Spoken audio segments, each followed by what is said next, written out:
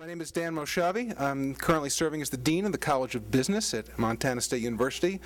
Delighted to welcome you today to hear from Lyle Knight, CEO of the First Interstate Bank System.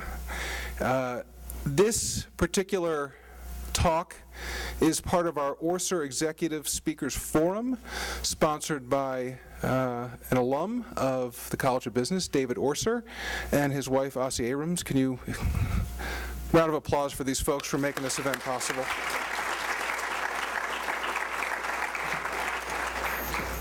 So let me just give you a little bit of background about our guest speaker today.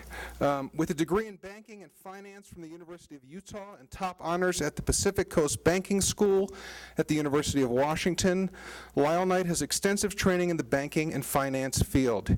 He began his career in banking as a drive-up teller and worked his way up to become the president and CEO of Security Pacific Bank in Nevada in 1989. Lyle currently serves as president and CEO of First Interstate Bank System, which is a $6.5 billion bank holding company consisting of 50 First Interstate branches located in Montana and Wyoming and another 18 branches in South Dakota. Lyle is also an advisor to the Fed chairman, Ben Bernanke, and has particular insights into what the markets are doing. I don't know if he has any investment tips for anybody, but he's got a lot of insight, and we encourage you now to welcome Lyle up here.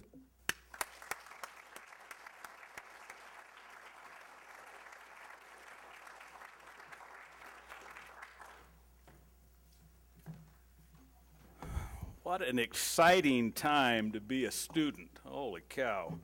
I am so envious of you being in the classroom with all the changes that are taking place today in the market. And you don't offer a degree in banking, but that's what my degree is in. And I'm thinking back to 1967, University of Utah. And you all have a favorite professor? Everybody that has a favorite professor, would you signal? Rest of you guys don't like any of them, huh? There's a lesson in there. Well, my favorite professor, Dr. Pingree, always said, that'll cost you 10 push-ups. Always said, never, ever go into banking. Nothing is more boring than banking. Nothing ever changes. If you want to have a career, be a stockbroker or something exciting, stay out of banking. And then one day he came into class and he said, I've rethought my position.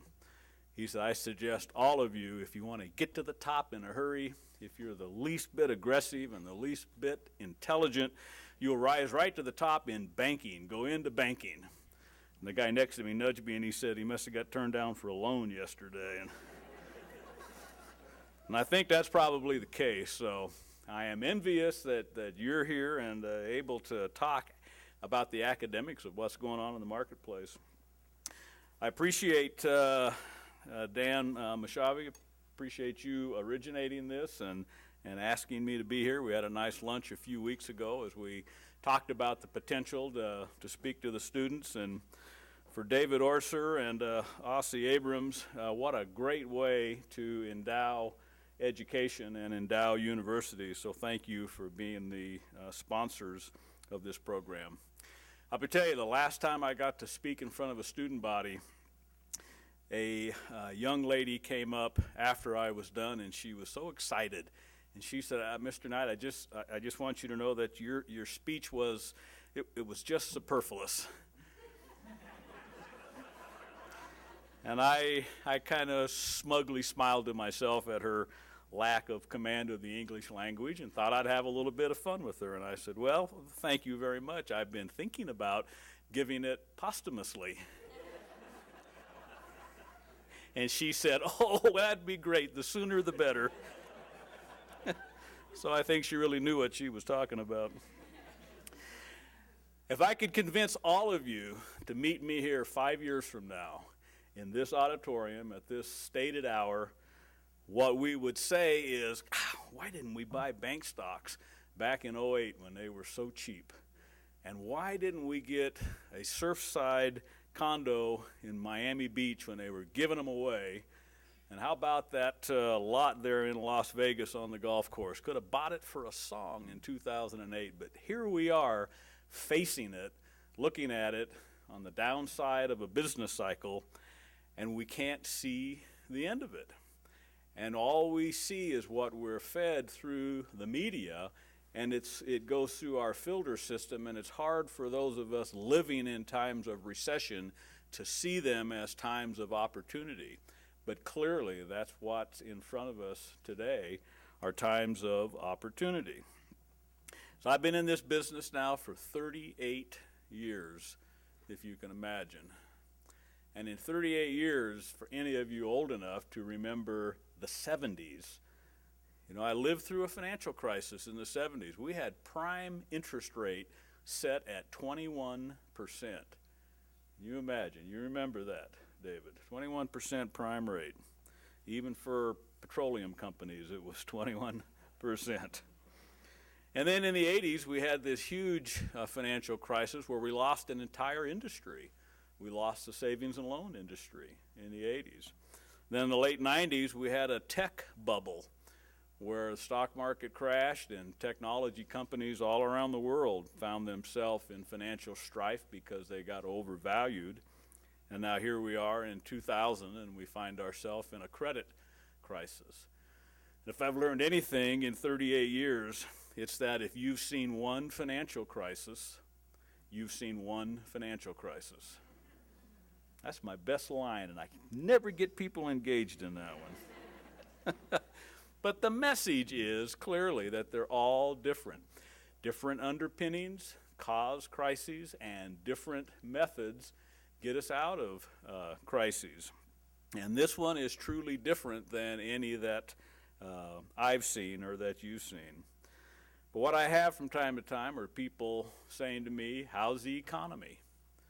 And it causes me to step back and say, well, now, are you talking about the world economy? Or are you talking about the national economy? Are you interested in Montana? Or you want to talk about Bozeman? Because you know what? The answer to each one of those questions is different depending on where you're talking about. Because frankly, things in the world are pretty scary right now. And things nationally, if you look at it from a macro sense, you can get yourself pretty upset by doing that. But if you look at Montana, and if you look at Bozeman, or Billings, or any of our major metropolitan areas, things are actually pretty good. Now, when I was young, when I was your age, we got 10 minutes of news at 6 o'clock, and we got 10 minutes of news at 10 o'clock. And then we had sports and weather, and that was it. The half hour was gone. So we had 10 minutes of whatever the bad news was.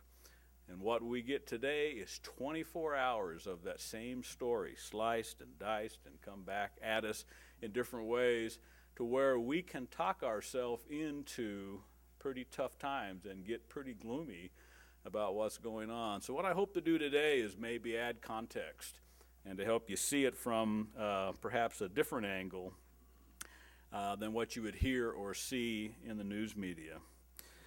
You know, Wall Street would say that all the money they lost was not their fault, and it's the Federal Reserve's responsibility to fix the problem. And I would say to you that neither one of those statements is true. The money they lost was their fault, and it's not the Federal Reserve's responsibility to fix it. However, let's kind of get behind it and see what really took place, because you're going to be out in this environment in just a few years, and some of you will be on Wall Street. And I don't see any greedy faces in this room, except mine, perhaps. But I would tell you that greed is what drives the free enterprise system, so that isn't bad to have a profit motive. The profit motive is what creates jobs. It's what creates standards of living. It's what creates families and unity, is a profit motive. And anytime you have profit motives, you have business cycles. I can only think of one major economy that doesn't have a business cycle because it doesn't have a free enterprise system, and that would be Russia. And Russia is just mediocre all the time. So they don't have these swells of productivity and these times of plenty, which we do.